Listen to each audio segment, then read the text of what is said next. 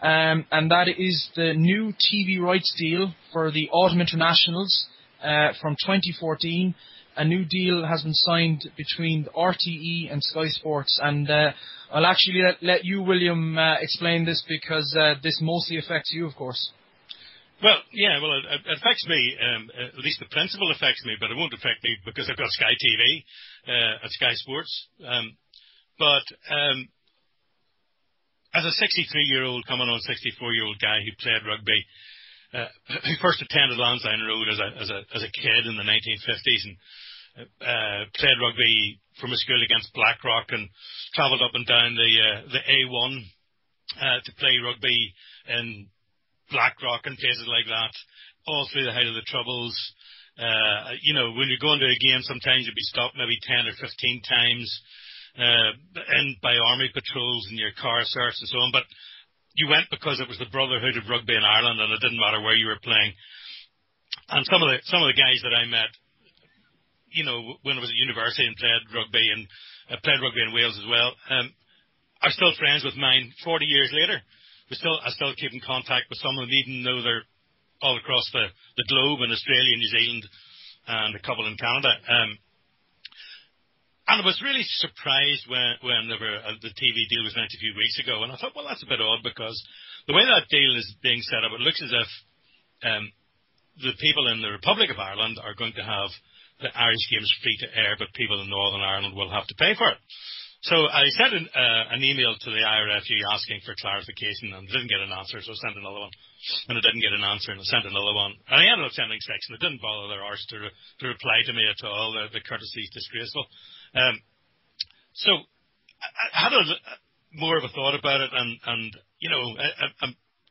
trying not to be angry about it, because it's not the end of the world. But when the union was formed, the first principle of the union was this, and I'm going to quote exactly. A union to be known as the Irish Rugby Football Union was to be formed for the whole country. And what we're actually seeing here, this might be a bit over the top, but that's why we're here, I suppose. It seems to be that we're actually developing a sort of rugby apartheid on this island. So I had a quick check out. The last 18 months, there have been 50 competitive representative games involving Irish teams. 50.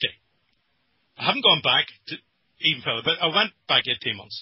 So not one of those have been played in Northern Ireland. There are a further 21 in the future programme that I can check on. Not one will be played in Northern Ireland. So there's 71 representative games, none of which are going to be played here. And considering we've got 30% of the population of the IRFU, that's a little bit odd, I would have thought. So I had to then think back, because when the strategic plan came out, I did read it. Most people didn't bother, but I did, because I'm sort of a nerd like that. And I remember some of the language that came out, and some of it was just sort of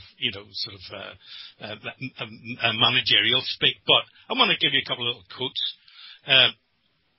It says, "We have undertaken strategic planning, but on this occasion we are striving to create a longer-term vision which is inclusive and create a bright, sustainable future for Irish rugby.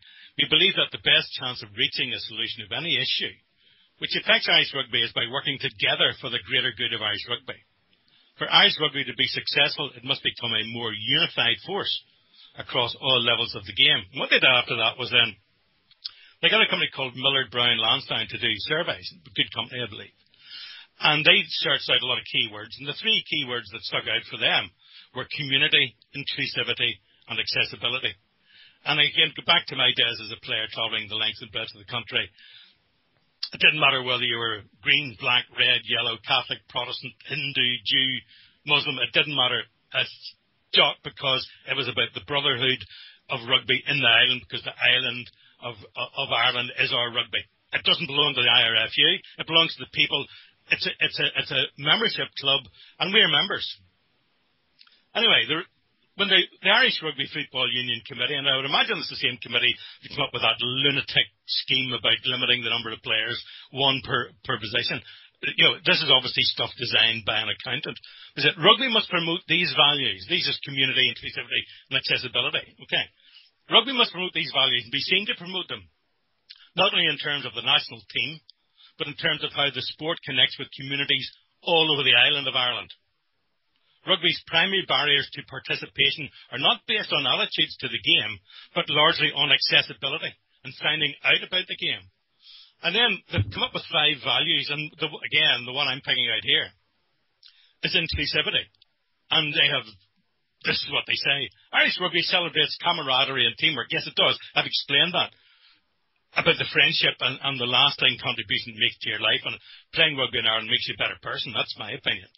But Irish Rugby celebrates camaraderie and teamwork and transcends culture, race, geographic and political boundaries. Well, it doesn't anymore, does it? Because there are now geographical and political boundaries being introduced by the IRFU. It also goes on to say it is important we protect the values, traditions and ethos of the game, which Irish Rugby has based its growth upon for the last 130 years. And then they say about their vision for the future. And again, the same thing comes across: inspiring and unifying communities through rugby, inspire participation in rugby through international and provincial success. Rugby is a sport for all. Well, it seems to me that what they've done is just abandon those principles. And it now seems to me that the official line of the IRFU is that the territory of their remit, which is in the UK, is no longer viewed as an integral part, but rather some sort of add-on or rump to which different rules apply. Because it seems to me also this is about money, and it is, and they need to make money, and I'm fine with that. But they would have made a lot more money, I'm sure, by making the whole of the island accessible to Sky only. But they didn't. So they made a nice little cosy deal with RTE or whoever, and that's fine because that's the national broadcaster, to give free-to-air to the other internationals in the Republic, but the people in Northern Ireland will have to pay. Now, again, this is not about money, and it's not about RTE and Sky. They're perfectly legal, normal organisations doing their job and hopefully doing it really well. It is about the principle of the idea that the Rugby Football Union is a rugby football union owned by the members throughout the island. And I am certain that they did not consult anyone in Northern Ireland about this before they went ahead and did it. And if they'd done it in the Republic of Ireland and given it free to air in Northern Ireland, but people in the South have to pay, it would be incredulity. There'd be like a volcanic eruption of rage. The TDs would be banging on about making the Autumn Internationals free to air and so on. But obviously, because it's Northern Ireland, they're simply not bothered. And it's just it's a despicable piece of breaking the principle that has held us together for 130 years. I'm outraged by it. It's a principle that's just been chucked in the dirt and trod on, as far as I'm concerned. It's not a lot of money. I don't care about the money, but there's a lot of people here who couldn't afford it. What are they supposed to do? Tickle off to the pub to watch it? No, I don't think so. They're entitled to watch it. It is our Rugby Football Union, not theirs. They didn't have the right. They didn't have the mandate to give my rights away to Sky TV. End of rant.